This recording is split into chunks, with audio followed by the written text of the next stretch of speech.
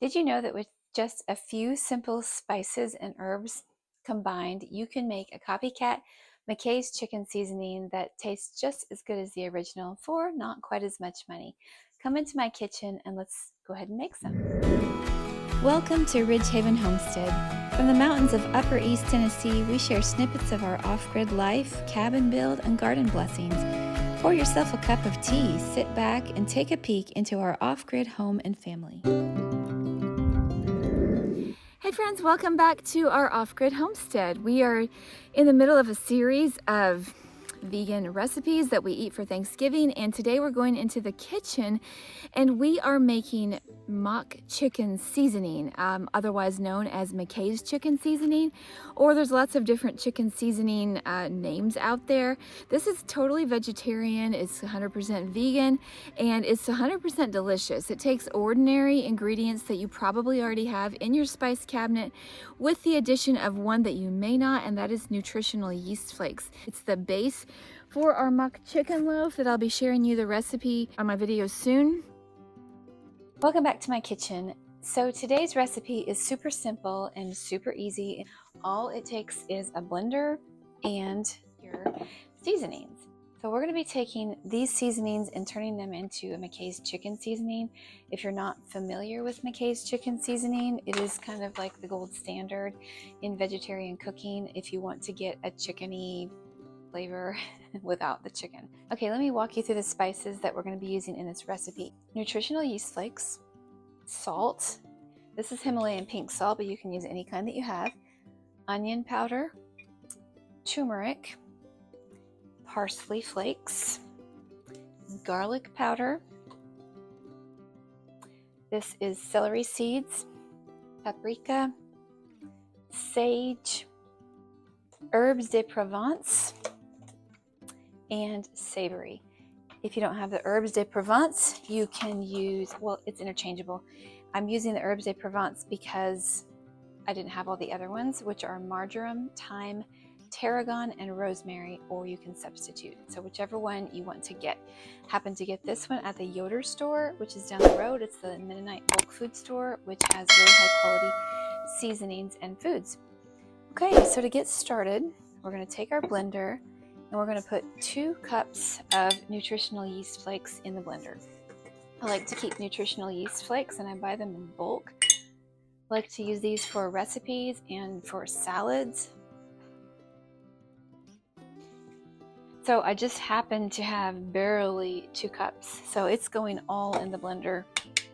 And I just ordered some more from Amazon because I don't like to run out. Okay, 2 cups. I can taste it in the air. Next, we're going to take salt.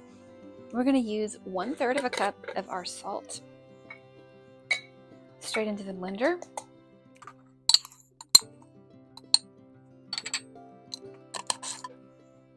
Next comes the onion powder, and we're going to use 1.5 tablespoons of onion powder.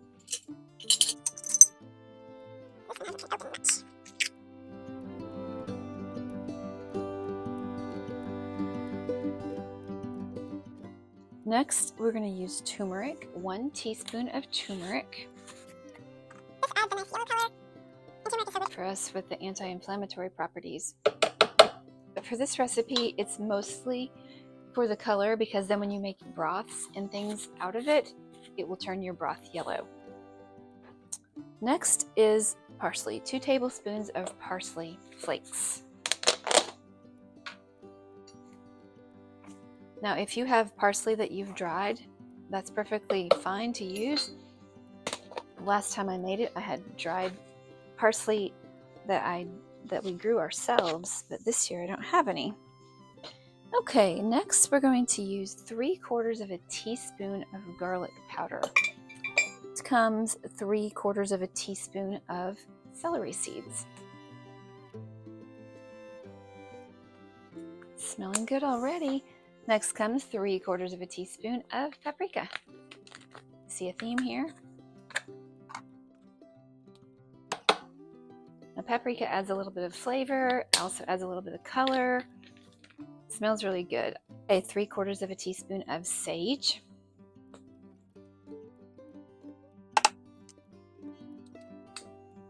And next we are going to add either 1/3 of a teaspoon of the following herbs: marjoram, thyme, tarragon, and rosemary, or 1 teaspoon of herbs de Provence. I honestly was saying Provence. I have no idea how to pronounce that French word. Herbs of the Provence. And so that was a little bit of a generous one. That's okay. It'll be a little more spicy. And the last thing we're going to add is 1/2 of a teaspoon of savory.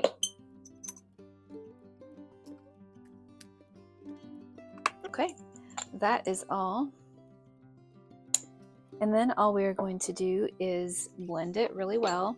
You make sure you put your lid on tight because it will get powdery. If you see the layers, it looks really kind of pretty, and the colors in there are kind of nice. Before we blend it, there's lots of colors in there. Okay. There you have it.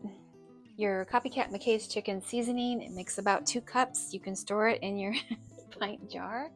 You can store it in your pint jar with a tight-fitting lid. And now you have a base for soups and casseroles, and we are going to use this McKay's chicken seasoning now in a recipe for our Thanksgiving dinner. And this makes a really good gravy as well if you want to thicken it with cornstarch and water of simple basic clear gravy, or you can make a country gravy and use this in that as well, a country chicken gravy. So there you have it, and you can use about 1 teaspoon per cup if you want to make a broth. This is not low sodium, but you can always make this in cup of sodium if you desire. That's what's great about recipes that you make yourself. You can cut out the ingredients that you don't like. Original McKay's chicken seasoning has, some of them have MSG, and then some you can get without. And then a lot of them have sugar in them as well. And so that's one reason why I make my own. And then another reason is to just make money and to just always have it on hand and not have to depend on finding it in the store. So there you have it. If you desire to, which I kind of like to do, when I'm done blending, I just go ahead and add another teaspoon or so of parsley flakes and stir them in, don't blend them. And that way you'll have that nice seasoning that has the parsley in it. That way it looks like it does when it comes in the store. There you have it. Stick around for the next recipe, which we are going to make an heirloom recipe from my grandmother and my mother, passed down to me. So it's the staple of our Thanksgiving, so come on back for the next time. One thing I did forget to mention is if you want the printable version, you can go to my website, ridgehavenhomestead.com. You can get the printable version, you can get the recipe and other recipes as well. Okay, that's a pretty simple recipe, isn't it? Just those simple ingredients puts together a nice savory blend for you can make a good chicken broth with it, and it's all cholesterol free, so you don't have to worry about your health when you use this. So let me know what you're going to use your chicken seasoning in, and until next time, be safe, be well, and God bless.